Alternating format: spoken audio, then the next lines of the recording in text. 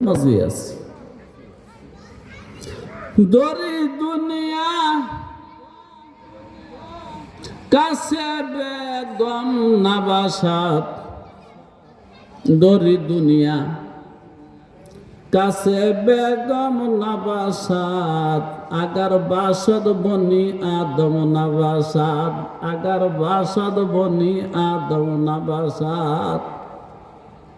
এই দুনিয়াতে কেউ চিন্তা মুক্ত না। ও ভাই, পশু পাখিরাও চিন্তা করে। একটা পাখি যখন তার সাথী হারায় সে চিন্তিত হয়ে যায়। একটা পাখির ছানা যখন কেউ নিয়ে যায় পাখিও চিন্তা করে। পশু পাখিরাও চিন্তা আছে, গাছপালা তরুলতা সবাই চিন্তায় আছে। জি ভাই, চিন্তায় আছে। যেমন পাহাড়ে ঝর্ণা দ্বারা হয়, যে এটা পাহাড়ের চিন্তার কারণে। পাহাড় কান্না করে আল্লাহর ভয়ে, সেই কান্নার পানি ঝর্ণা রূপে প্রবাহিত হয়। সবাই চিন্তার মধ্যে আছে, ফিকিরের মধ্যে আছে, ভাবনার মধ্যে আছে। অথচ মানুষের মতন এত আকল, এত জ্ঞান, এত বিবেক, এত বুদ্ধি, এত বিবেচনা আল্লাহ কোনো মাখলুককে দেয় নাই। তারপরেও তারা চিন্তায় আছে। এবার বুঝেন আদমের চিন্তা কত। আদম বড় চিন্তিত, হর হামেশা চিন্তায় থাকে। এমনকি অনেক মানুষের ঘুম হয় না চিন্তার চোটে। অনেকে ঘুমায়ও চিন্তা করে, যেটাকে বলা হয় দুঃস্বপ্ন। চিন্তার কারণে তার মস্তিষ্কে বিভিন্ন জিনিস দেখতে পায়। এমনকি আমাদের আদি পিতা আদম আলাইহিস সালাতু ওয়াস সালামকে বানায়া আল্লাহ রাব্বুল আলামিন থাকার জন্য জান্নাতে জায়গা দিয়েছিল। ওইখানেও বাবার মনে কি জানি চিন্তাইছে। বানাই দিল একজন সঙ্গিনী মা হাওয়াকে। মা হাওয়াকে আবার চিন্তায় ধরলো, এই সুখ, এই নাজ নেয়ামত চিরদিন থাকবে না কোনোদিন নষ্ট হয়ে যাবে। চিন্তায় একটা ফল পাইলো, আল্লাহ যেই গাছের ফল খাইতে নিষেধ করছে মনে হয় ওইটা খাইলে চিরদিন থাকতে পারবো। এই চিন্তা শুরু হয়ে গেল। আদমকে নিয়ে সেই নিষিদ্ধ বৃক্ষের ফল খেয়েই ফেলল।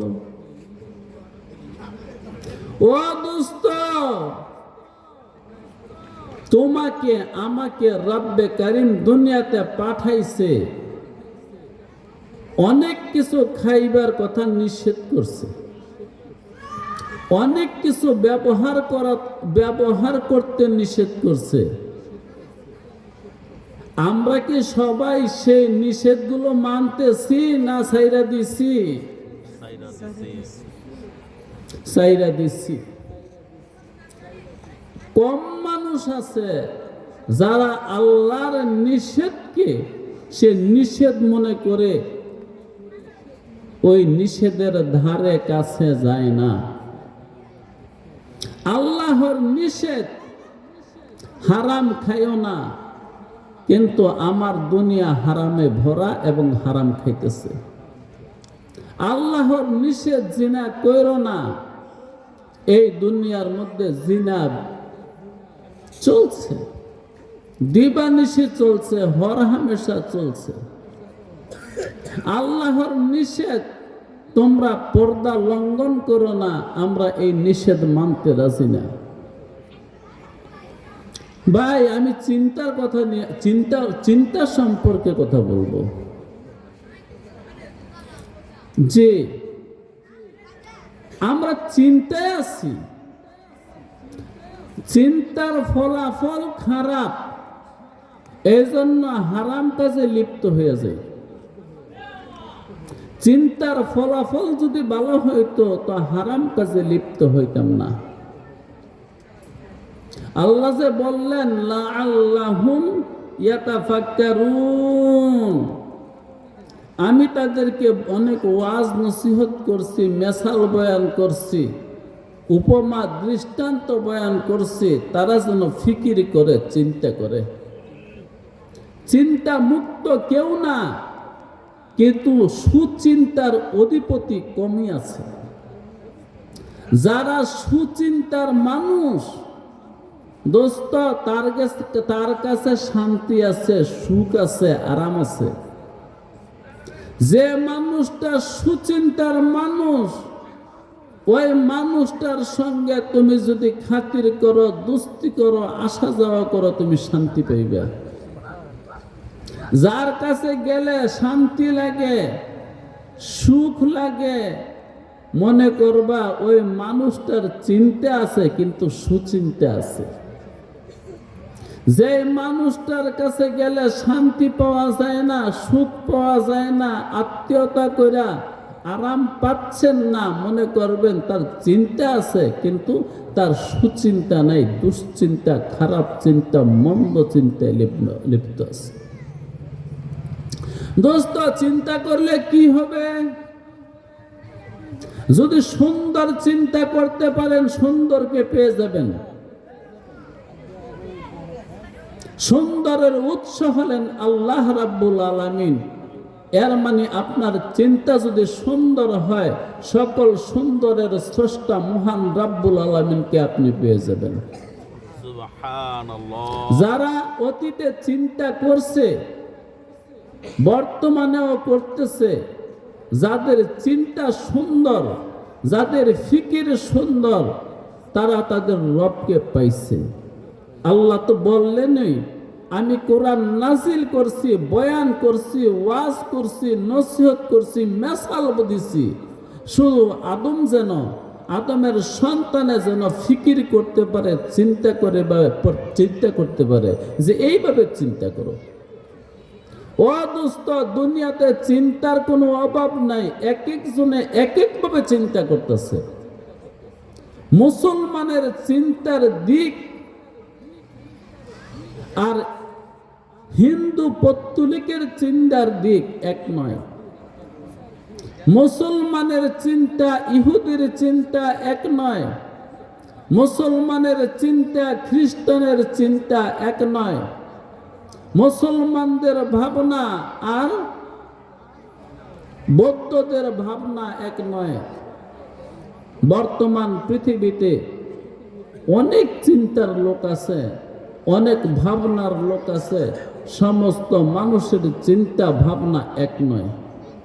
চিন্তা এবং সবার চিন্তার মধ্যে ভিন্নতা আছে।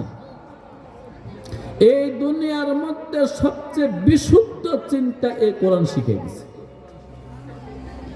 তোমার চিন্তা করতেই হবে। চিন্তার জন্যই তোমাকে মর্ত জগতে পাঠাইছি। একটা আবরণ ঢেলে দিছি আবেদ ও মাবুদের মাঝখানে। রব্বে করিমকে দেখতে পাচ্ছি না, জান্নাত জাহান্নাম দেখতে পাচ্ছি না, পরকাল দেখতে পাচ্ছি না। একটা আবরণ ঢেলে দিছে, বন্দা যেন চিন্তা করে বের করে তার কি রব আছে না নাই, তার কি কোনো স্রষ্টা আছে না নাই। একটু চিন্তা করার জন্য আমাকে আর আপনাকে এই মর্ত জগতে পাঠায় একটা আবরণ ঢেলে দিচ্ছে। তবে একদিন আবরণ খুলে দিবে। যেদিন আবরণ খুলে দিবে আর গায়েব বলতে কিছু থাকবে না। ওই দিন দেখবেন আল্লাহ হাজির, ফেরেশতা হাজির, কিয়ামত হাজির, হাসর নসর হাজির, মিজান ফুলসিরাত হাজির। যেগুলো এতদিন গায়েব ছিল ওইগুলা হাজির। ইমানে মুফাসসালের মধ্যে যেগুলা পড়ছি সবগুলোই গায়েব। আমানতু বিল্লাহি ওয়া মালাইকাতিহি ওয়া কুতুবিহি ওয়া রাসূলিহি ওয়াল ইয়াউমিল আখিরি ওয়াল কদরি খাইরিহি ওয়া শাররিহি মিনাল্লাহি তাআলা ওয়াল বা'সি বা'দাল মাউত। এখানে 7টা বিষয় আছে। যখন আজরাইল আলাইহিস সালাতু ওয়াস সালাম এসে এই দেহ থেকে আত্মাকে বের করে দিবে, এর আগ মুহূর্তে আত্মাটা বের করার আগে পর্দাটা তুলে দেবে, বাস সব হাজির হয়ে যাবে। এই জন্য মরণ জ্বালা যখন শুরু হয়ে যায় তখন ঈমান আনলে, কালিমা পড়লে কোনো লাভ হয় না। মরণ জ্বালা শুরু হওয়ার আগে কালিমা পড়তে হয়, ঈমান আনতে হয়, তাহলে সেই কালিমার দাম আছে, সেই ঈমানের দাম আছে।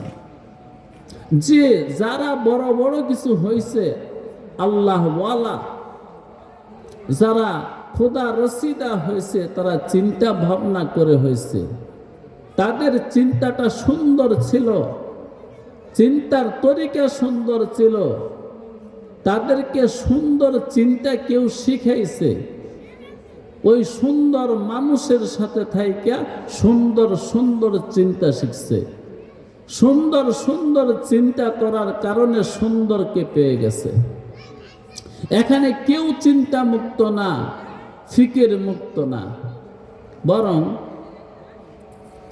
तक़सीम किया हर एक को कसम अज़ल ने, तक़सीम किया हर एक को कसम अज़ल ने, जिसको जो काबिल नजर आया, जिसको जो काबिल नजर आया,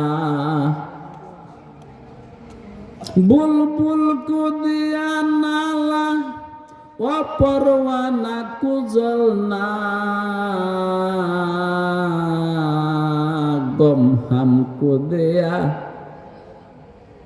के दिया, गम हमको दिया, गम हमको दिया, एक गम तो चिंता, गम हमको दिया जो सबसे मुश्किल नजर आया, गम हमको दिया जो सबसे मुश्किल नजर आया, गम हमको दिया जो सबसे मुश्किल नजर आया। সৃষ্টির আদি দিনে স্রষ্টা ভাগ বন্টন করছে কাকে কি দিবেন, দিল যাকে যেটা দেওয়ার। বসন্তের কুকিলকে দিছে তুমি গান গাও, নদীকে হুকুম করছে তুমি বয়ে যাও। যেই মাখলুককে যেই হুকুম দিছে সে ওই হুকুম পালন করতেছে। আমার মতন আদমের সন্তানকে মালিক চিন্তা আর ভাবনা দিয়ে দিছে। গম হামকো দেয়া जो सबसे मुश्किल नजर आया, আল্লাহর কাছে সবচেয়ে মুশকিল জিনিস, ভারী জিনিস চিন্তা। এই সবচেয়ে মুশকিল জিনিস, ভারী জিনিসটা আল্লাহ তার সবচেয়ে ভালোবাসার মাখলুক আদমের সন্তানকে দিয়ে দিছে। অন্য যাদেরকে দিছে, যাই দিছে সব সহজ। সবচেয়ে কঠিন জিনিস হলো চিন্তা, আর কঠিন জিনিসটা ভালোবাসার মানুষকে দিছে। যে পাখিকে দিয়েছ গান, সে গায় গান, এর বেশি করে না দান। আমাকে দিয়েছ স্বর, আমি গাই গান, যা দিয়েছ তার বেশি করি দান। কোন এক কবির কথা। পাখিরা সরাসরি কণ্ঠে গান দিয়ে দিছ, সে গান গেয়ে দেয়। মানুষকে গান দেয় নাই, স্বর দিছে। স্বরকে সুরে পরিণত কইরা সারে গামা শিখে, তারপরে কবিতা শিখে, তারপরে মুখস্থ করে, উস্তাদের শরণাপন্ন হইয়া গান শিখে, তারপরে গান গায়। কিন্তু কোকিলে গান গায়, পাখিরা গান গায়, কোন উস্তাদ ধরে গান গায় না। তাদের কোনো ওস্তাদ লাগে না, তুমি সরাসরি তার কণ্ঠে গান দিছো, তাও সে একটা গান গায়। যেই পাখি যেইটাই গায় একটা গান গায়, অন্য গান গায় না। কিন্তু মানবের গানের কোনো অন্ত নাই, ক্ষান্ত নাই, দিগন্ত নাই, প্রান্ত নাই, সীমান্ত নাই, শেষ নাই। মানুষ এত গান গায়, এর মানে জিকির করে। পাখির কণ্ঠে দিয়েছ গান, সে গায় গান, এর বেশি করে না দান। আমাকে দিয়েছ স্বর, আমি গাই গান। দিছিলা স্বর, ওইটাকে গান পরিণত করে গান গাই। যা দিয়েছ তার বেশি করি দান। দোস্ত, এই চিন্তাকে সুচিন্তায় পরিণত করে, এই চিন্তার মাধ্যমে গান সৃষ্টি করতে হবে। দুনিয়ার সেরা গান লা ইলাহা ইল্লাল্লাহ, লা ইলাহা ইল্লাল্লাহ, লা ইলাহা ইল্লাল্লাহ, আল্লাহ আল্লাহ আল্লাহ আল্লাহ আল্লাহ। জিকির করার জন্য না, আমি একটু বলার জন্য। বলেন তো, লা ইলাহা ইল্লাল্লাহ দুনিয়ার সব মানুষে বলতে পারে? যে মানুষটায় ওস্তাদ দইরা এই গান শিখছে সেই কেবল পারে। কিন্তু কুকিলের বাচ্চা গান গায় ওস্তাদ দইরা? হা হা। দয়াল শ্যামা গান গায় ওস্তাদ ধরছে? কিন্তু মানুষে কোরআন শিখতে, কোরআন গাইতে, কোরআন পড়তে ওস্তাদ লাগে না লাগে না? লাগে। কয়দিন লাগে? ও মিয়া, ভালো করে কোরআনটা তেলাওয়াত করতে হলে কমস কম 50 বছর সময় দরকার। যদি প্রত্যেক দিন 6 ঘন্টা করে কোরআনকে সময় দেয়, তাহলে 50 বছর সময় লাগে। কারণ সুন্দরের তো শেষ নাই। তেলাওয়াতের সৌন্দর্যের শেষ আছে? অফুরান সৌন্দর্য কোরআনের মধ্যে। এই জন্য এই গান গাইতে হলে আমার ওস্তাদ ধরতে হবে, শিল্পী ধরতে হবে, সারেগামা শিখতে হবে, সুর স্বর তান লয় শিখতে হবে, মদ গুন্না শিখতে হবে। তারপরে এই কোরআনের গান গাওয়া যাবে, তারপরে জিকির করা যাবে, তারপরে আজান দিতে পারবে। আজান সবাই দিতে পারে না। এই দেশের অধিকাংশ মুয়াজ্জিনের আজান ভুল। এই দেশের অধিকাংশ ইমামের নামাজ ভুল। এই দেশের অধিকাংশ যিনি একামত দেয় তিনি একামত ভুল। যে তাকবীরে তাহরিমের মধ্যে ভুল। আল্লাহু আকবার, এ আল্লাহ শব্দের মধ্যে টান না দিলে নামাজ হয় না। অনেক মসজিদে নামাজ পড়ি, টানটা দেয় না, কি জানি একটা সুর বানায় লইছে, মনের ইচ্ছা মতন চলবে না। আমার কথা ছিল ফিকির।